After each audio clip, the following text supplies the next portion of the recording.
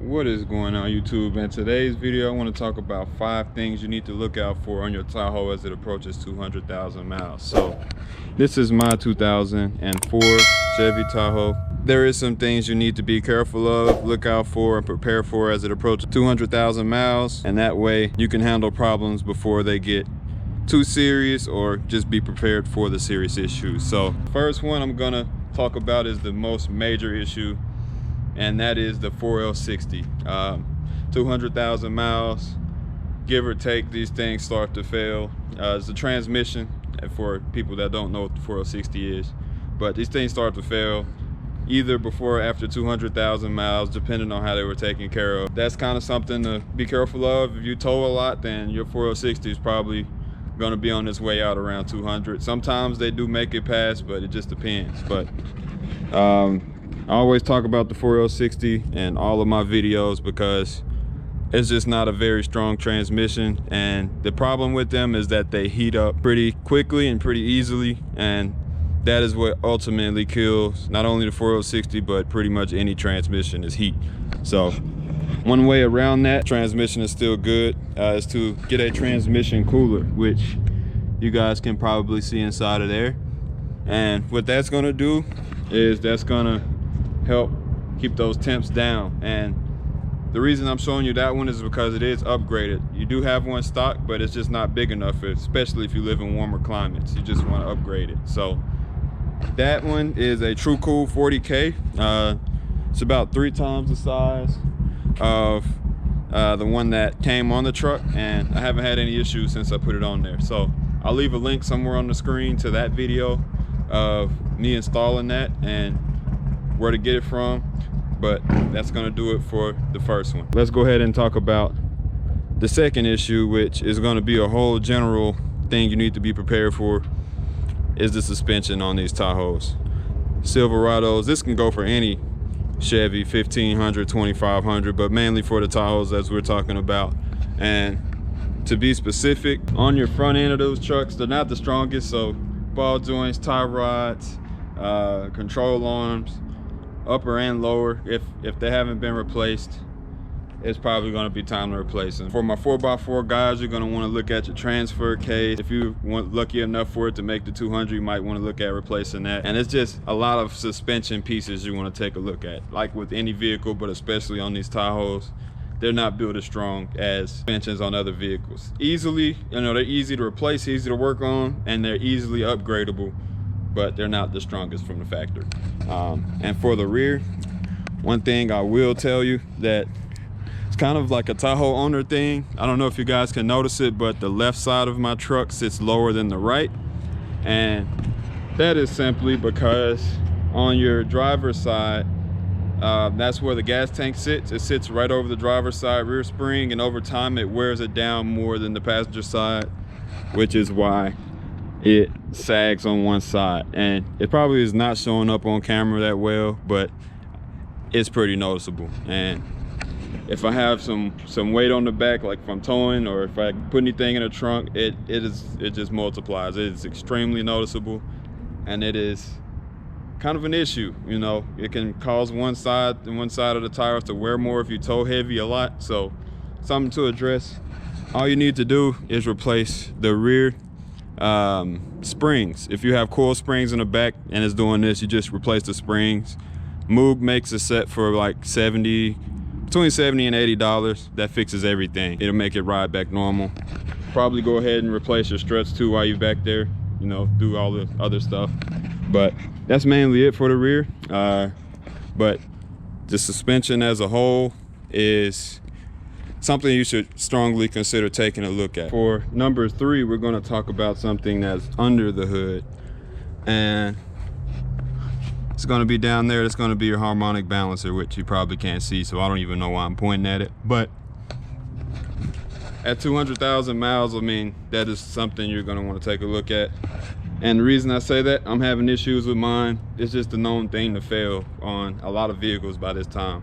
And especially with Tahoes, the truck balancers, they have like a rubber, pretty much all GM harmonic balancers have like a rubber surface on the inside, and once it wears down, it causes the harmonic balancer to wobble, And once it gets, you know, worn down to a certain point, it'll make your belt squeak or it'll wobble completely out of place and, you know, fail.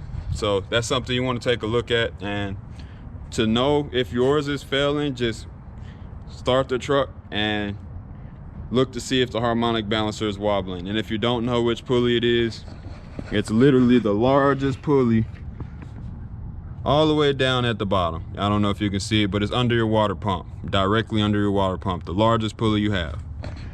If you see that wobbling and you hear the belt squeaking, then that means it is definitely time to change it. So that's an issue on these trucks. Again, you can either replace it with another GM one, they're like $70, $80, not expensive, or you can put an aftermarket one, like Summit makes one, and theirs is a lot, it's stronger than the factory one, and it's about $230. I just looked at one because I need one. So that's something to take into consideration once your truck hits 200,000 miles. If it's not wobbling, if it's not doing anything crazy, then of course you don't have to replace it. Just ride it out until you start seeing issues. But if you're down there, if you have to pull it off for any reason, then go ahead and replace it. So that's going to do it for the third one. And before we talk about the fourth issue with the Tahoe, we need to talk about today's sponsor, which is going to be Shine Armor. Shine Armor is a company that sells all kind of auto detailing products and accessories, and they have all different kinds of things. Today they sent me their ceramic leather wipes, and what these are going to do for you is they're going to completely eliminate you having to use any kind of spray on leather conditioner, leather cleaner, because these have both in one. So they clean and condition not only leather, but pretty much any interior surface without the use of a spray. So if you need to clean your dash, you don't have to spray and get residue all over the windshields and then have to clean those. You just go in, wipe, you come back with this towel they give you, and then that takes care of it. This thing feels amazing. It feels like it's pretty high quality. So if you want to see not only the leather wipes that they have, but any of the other amazing products they have, use the code CHANCE20 when you check out to get 20% off of your order. And I just want to say thank you again to Shine Armor for sending me these products and allowing me to use them for my video. So with that being said, check them out, use code CHANCE20, and that will give you 20% off your order. And that's that. So now we'll get back to the video, so let's do it. So now let's jump into the fourth issue that you should be wary of or be careful of if you're around 200,000 miles on your Tahoe. And this one is one that I recently dealt with, and I know it's gonna kind of catch a lot of you guys off guard. So let me explain. Between the pickup tube and the oil pump, there's a O-ring that helps seal it together, followed by some bolts. That O-ring is prone to fail, you know, once you get some higher miles. Sometimes it's, you know, you never know when it's actually going to fail, but it is very prone to failing around the 200,000 mile mark. I replaced mine a few hundred miles ago, but it's called the pickup tube O-ring. And pretty much when this fails, it causes you to drop oil pressure, and you probably hear your lifters ticking at highway speed. Sometimes if it completely failed, they'll tick even on startup. So that's something to be careful of, because when it happened to me, I wasn't sure if my lifters themselves were failing, you know, or if I was losing oil pressure somewhere more important. So after doing some research, I realized it's a pickup tube O-ring. It's like a $10, $12 O-ring, and you have to drop the oil pan to get to it, so you can change that gasket while you're down there. But just changing this will bring that oil pressure back up. It's not a major issue, but it can cause major problems if you let it linger on and you continue to drive it while the lifters tick. So if you're dealing with this, go ahead and park the Tahoe and go ahead and address it. So that's the fourth issue. Again, I dealt with it, so I'll leave that video linked up here as well on the top of the screen somewhere in one of the cards if you want to see the process of doing that. But after doing that, I haven't had any issues with oil pressure. Went back to normal. So that's the fourth issue. Be very careful. Go ahead and take care of that as soon as possible if you have to deal with it. So now let's go on to the final issue. So the fifth and final issue that we're going to talk about with Tahoe's closing in on 200,000 miles is going to be a big one, and this is the head bolts. And this is a very common thing on a lot of early 2000s GM trucks and SUVs.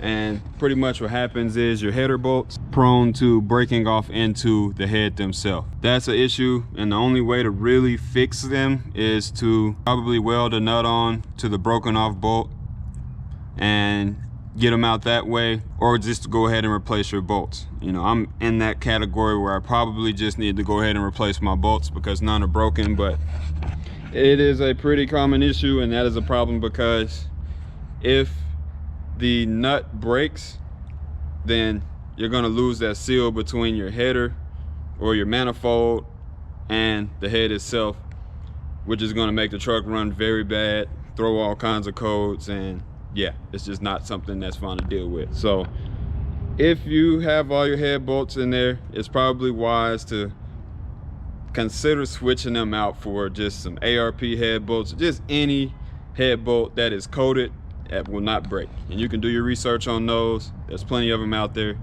but probably some ARP header bolts. And if you're gonna go long tube headers, or if you have any reason to take them off, you change the heads, then also don't reuse those, throw them away, use some different ones. So that's gonna do it for all of those. That's pretty much it. So the only major issue with the Tahoe is the 4L60 itself. Like I say in every video I talk about this dang truck. So again, I always say in every video how much I love this truck. Y'all don't have to know.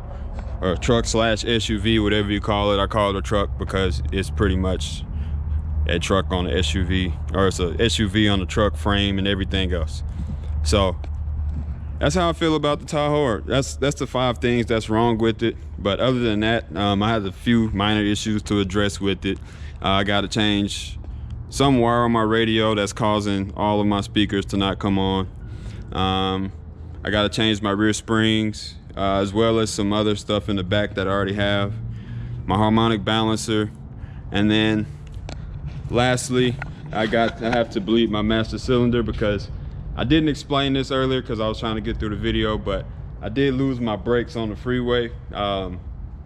And no, I didn't run into anybody or anything, but my brakes went out because one of my brake lines busted. It caused me to lose a lot of pressure, but I could still stop. So I fixed that, put some stainless steel lines on. I didn't make a video about it because I was in kind of a rush to fix it. So that's that. But that's everything the Tahoe needs. And I'll make videos on all the stuff that I do. That's really it for the Tahoe. And I know y'all want an update on the Vet, because I said that I was about to make a decision on whether I was going to cam it or not myself, and I was already in the process of camming it myself before the Tahoe went down. So I had to put everything back together, drive the Vet until I could fix the Tahoe. And so now the Vet has just been pretty much sitting back here waiting to be worked on.